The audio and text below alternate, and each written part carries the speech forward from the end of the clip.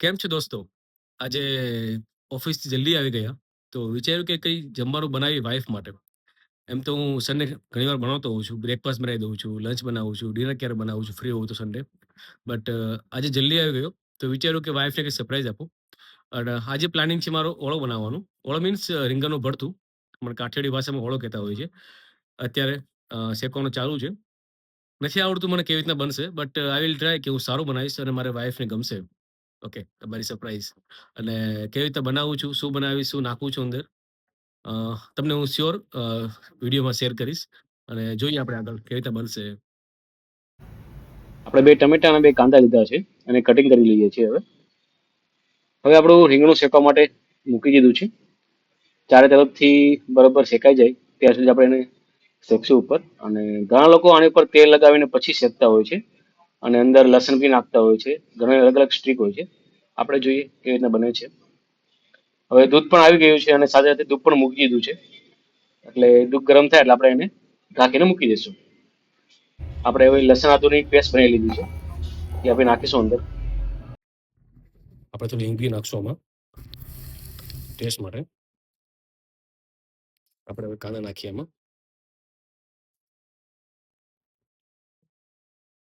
કાંદા આપણે બરોબર મેસ થવા દઈશું ચડાવીને. લોકોને બધાની બનાવવાની સ્ટાઇલ અલગ અલગ હોય છે, પણ આપણે આમાં એક્સપર્ટ નથી. પણ આજે ટ્રાય કરીએ છીએ કે કેવું બનશે, જોઈએ. આપણે વાઈફને ચકાડશું, પછી આપણે એને રિવ્યુ પણ લઈશું કે તમને કેવું લાગ્યું. ઓકે, કાંદા થોડા ચડી ગયા છે, તો થોડી આપણે હળદર નાખશું મિક્સ કરવા ટેસ્ટ પૂરતી. ધાણા જીરું નાખશું ટેસ્ટ પૂરતું.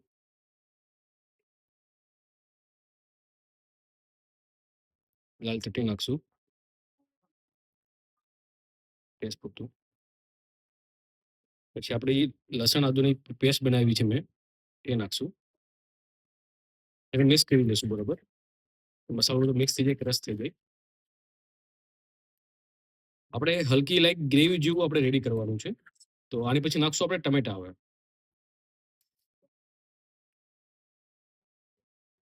તો આપણે ટમેટા નાખીએ.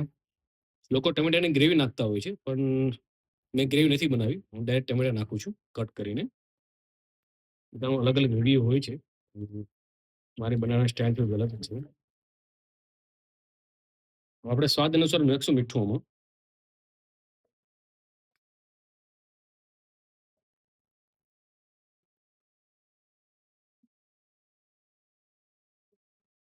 મીઠું થોડું ઓછું રાખવાનું. ઉપરથી નાખી શકીએ આપણે અગર મીઠું ઓછું હોય તો. બાકી જો વધી જાય તો આપણે કાઢી શકતા નથી. તો બેટર છે કે પહેલેથી ઓછું નાખવાનું જમવામાં. આપણે થોડું એને પાકવા દેશું અને થોડુંક ગ્રેવી બની જાય આનું.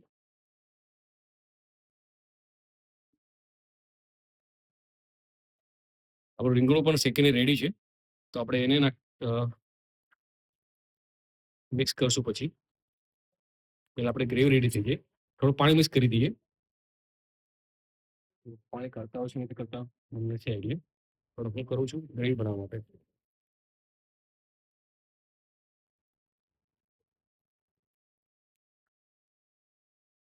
જે માતા બહેનો વિડીયો જોવે છે એ લોકો કેવી રીતે બનાવે છે રેસીપી મને શેર કરજો. તો આઈ વિલ ટ્રાય કે નેક્સ્ટ ટાઈમ હું એવી રીતે બનાવી શકું.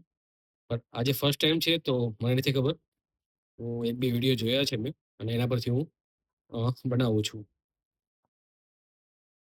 કેવું બનાવવું છે એ મહત્વનું નથી, પણ એક પોતાના પાર્ટનર માટે કઈ રીતે સરપ્રાઈઝ નાની નાની વસ્તુ આપી શકો એ મહત્વનું છે. તો જોઈએ કેવું બને છે આપણાથી. આઈ હોપ કે સારું બને. ટમેટા પણ બરોબર મિક્સ થઈ ગયા છે અને કાંદા પણ બરોબર મિક્સ થઈ ગયા છે. જોઈએ થોડી વાર ચડવા દઈએ. તો આપણું રીંગણું મસ્ત શેકાઈને રેડી થઈ ગયું હતું. તો આપણે ઉપરની છાલ કાઢીને આપણે રીંગણને પીસી નાખ્યું છે. આપણે હવે એને આમાં મિક્સ કરીશું. ઓકે,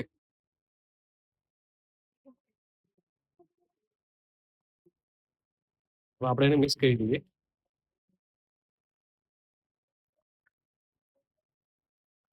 લાગે તો છે, સ્મેલ તો આવે છે ઓળા જેવી. કે જ્યારે આપણે મમ્મી આપણે મને બનાવતા હોય ને કેવી સ્મેલ આવતી હોય. આઈ હોપ કે થોડું તેલ નાખવું પડશે અંદર, થોડું ડ્રાય થઈ જાય છે તો તેલ નાખી દઈએ. વિડીયો થોડો આમ તો બન્યો હશે, હું ફર્સ્ટ ટાઈમ બનાવું છું વિડીયો, મારો ફૂડનો બ્લોગ. પછી ડેઈલી આપણે મારા ટાઈમ પ્રમાણે ફૂડ માટે મને પહેલેથી શોખ છે. ફાસ્ટ ફૂડ પણ હું બહુ સારું બનાવું છું. ફાસ્ટફૂડમાં પીઝા, બર્ગર, હોટડોગ બધી વસ્તુ. તો એ પણ વિડીયો બનાવશું આપણે. આજે આપણે આ બનાવી લઈએ. સ્મેલ તો બહુ ફાઇન આવે છે, બટ ટેસ્ટ પર ડિપેન્ડ છે. આપણે થોડું એને ચડવા દઈશું, મિક્સ તો કરી દીધું છે, તો ચડી જાય પછી આપણે એને ઉતારી લઈશું. આપણું રીંગણનું ભરથું ઓલમોસ્ટ રેડી થઈ ગયું છે. કે આપણે પોતે થોડા ધનિયા નાખી દઈએ. મને લીલોતરી બહુ ભાવે છે, ટેસ્ટ પ્રમાણે ધનિયા નાખી દેવા. એવો બન્યો છે, આઈ થિંક બહુ મસ્ત લાગે છે અને એની સુગંધ પણ ફાઇન આવે છે. બટ હવે તો જ્યારે મારી વાઈફ ટેસ્ટ કરશે ત્યારે ખ્યાલ આવશે. ત્યાં સુધી તો આપણી મસ્ત મજાની થાળી રેડી છે. જુવાનો રોટલો, પાપડ અને રીંગણનું ભરતું. તો આપણે સોનમ મેડમને ટેસ્ટ કરાવીએ કે કેવું બન્યું છે, એમનો રિવ્યુ લઈએ.